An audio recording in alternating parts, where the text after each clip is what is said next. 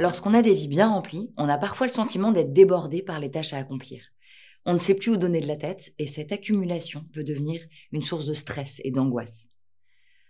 Un outil très simple que j'utilise beaucoup pour mieux gérer mon temps et les tâches qui s'accumulent, c'est la matrice d'Eisenhower. Rassurez-vous, le principe n'est vraiment pas complexe. Il suffit simplement de se poser deux questions. 1. Dans la liste des choses que je dois faire, qu'est-ce qui est important et qu'est-ce qui ne l'est pas? Et 2. Dans la liste de choses que je dois faire, qu'est-ce qui est urgent et qu'est-ce qui ne l'est pas?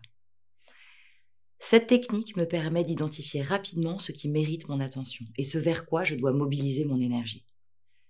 Évidemment, il faut se concentrer en priorité sur tout ce qui est urgent et important.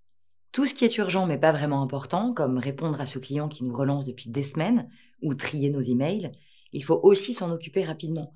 Mais on peut se permettre d'y consacrer moins d'énergie. Tout ce qui est important mais pas nécessairement urgent, on peut prévoir un moment plus tard pour s'en occuper.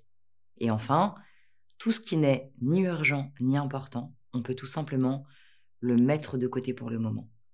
On appelle cet outil la matrice d'Eisenhower car ce serait la méthode qu'utilisait le général américain Eisenhower, celui qui s'est occupé du débarquement en Normandie en 1944, pour prioriser ses tâches.